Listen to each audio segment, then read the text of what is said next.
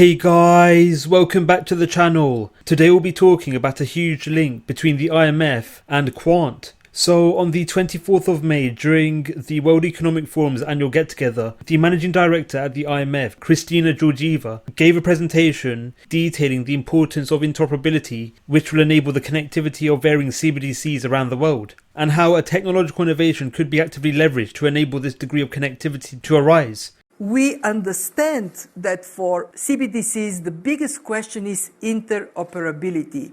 How are they going to connect to each other? In a recent discussion in Zurich, where we both were, what we advocated for is to have a public platform. So when protocols are agreed, this public platform can connect different CBDCs. There can be interoperability. The same way you would transfer euros from one country to another, you do it using CBDCs.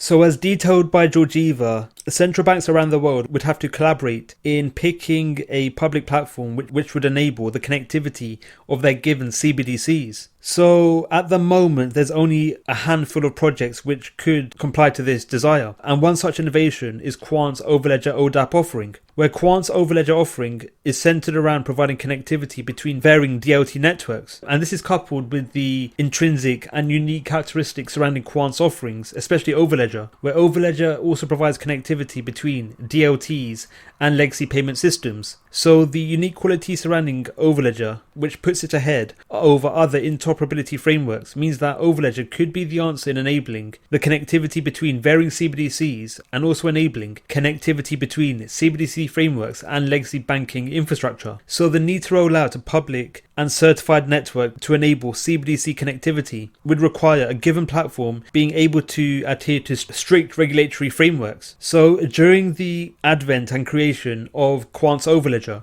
Quant collaborated with MIT. So during this collaboration, the two institutions and organizations ensured that Quant's offerings adhered to a number of strict requirements, especially surrounding AML and KYC. So with Quant's overledger complying to regulatory framework, overledger could be the answer in enabling the connectivity between varying CBDCs around the world, as detailed by the IMF. So not only could overledger be utilized and implemented between CBDCs around the world, the IMF is also set to take on the benefits surrounding Quant's multi-ledger token stablecoin. So in an article published by Gemini detailed as to how the IMF is set to leverage Quant's MLT stablecoin for CBDC connectivity. So Quant's MLT stablecoin will be centered around providing connectivity and the interconversion between future fiat CBDCs, where MLT will be the anchor stablecoin protocol, which will enable one fiat currency to convert to another fiat currency. And again, the IMF is set to take on the benefits surrounding this technology. So with the IMF actively taking on the benefits surrounding MLT, this could be extremely bullish and exciting for Quant and for QNT token holders, as a world-renowned body, including the IMF, taking on the benefits surrounding Quant's innovations will mean that the organization could potentially pay hefty fees in the form of QNT. So increases in the purchasing of QNT to gain access to Quant's offerings will mean that there will be a sizable increase to the demand for QNT. And this may induce significant increases to the price of QNT, especially over the long run. And organizations, including the likes of the IMF, take on the benefits surrounding Quant's innovations. It's so extremely exciting for QNT token holders. So as well as Quant's links to the IMF, Quant is also involved in developments surrounding CBDCs around the world. So one example of an indirect link Quant has surrounding CBDC developments involves the US and Canada, where MIT has been commissioned by the Federal Reserve to design a US CBDC. And this is coupled with the Bank of Canada also collaborating with MIT in regards to research surrounding CBDCs. So as previously mentioned, MIT has actually collaborated with Quant in a number of instances, not only in ensuring that Quant's innovations adhered to regulatory requirements, but MIT and Quant co-published a paper detailing the benefits and limitations surrounding CBDCs. So with MIT and Quant having a strong link, coupled with MIT collaborating with the likes of the Federal Reserve and the Bank of Canada, this could see the likes of MIT taking on the benefits surrounding Quant's innovations, including overledger, in improving CBDC frameworks for both of these nations and central banks. So Quant also has a direct affiliation and links surrounding CBDC developments, where Quant has partnered with the financial organization LAC Chain in development surrounding a Latin American digital dollar. So this initiative will see the development of a Latin American digital dollar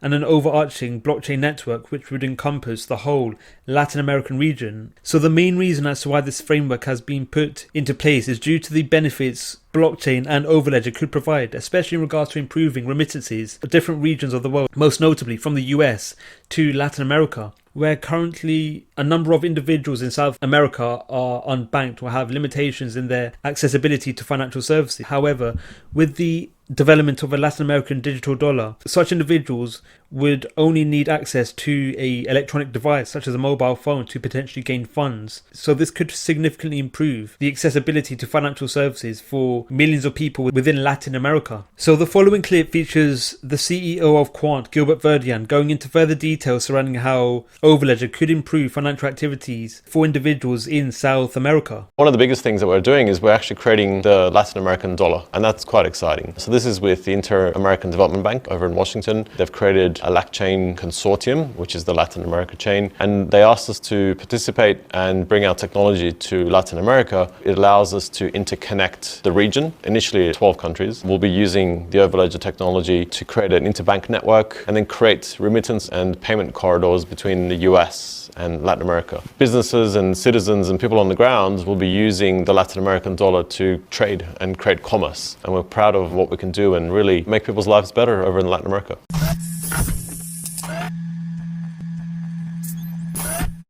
So another indirect link Quant has with a central bank is the Central Bank of Sweden, where the Central Bank of Sweden are set to take on the benefits surrounding Oracle, where this collaboration will see the Central Bank of Sweden taking on the benefits surrounding Oracle's protocol, especially in regards to improving the accessibility of finance and improving the connectivity of financial frameworks to a future Swedish CBDC. So Oracle actually has a direct link with Quant and takes on the benefits surrounding overledger in providing connectivity between varying blockchain offerings on Oracle. So with the collaboration between the Central Bank of Sweden and Oracle being centered around improving connectivity between their future CBDC and financial bodies within Sweden, the innate qualities surrounding overledger coupled with Quant having a direct partnership with Oracle could mean that the Central Bank of Sweden may take on the benefits surrounding overledger, again in regards to improving the connectivity and interoperability between their future CBDC and traditional financial infrastructure. So this perceived link actually has some degree of validity, where Gilbert Verdian detailed how he is meeting with Oracle in regards to the Swedish central bank. So with Quant's involvement in a number of developments, especially surrounding CBDCs around the world,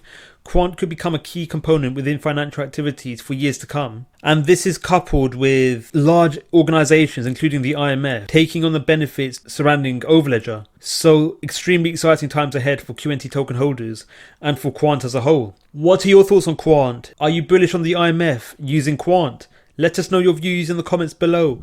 Thank you for watching Crypto Clan. Don't forget to like, subscribe, and click on the notification bell. Let us know your views in the comments below. Thank you for watching, and we'll see you in the next video.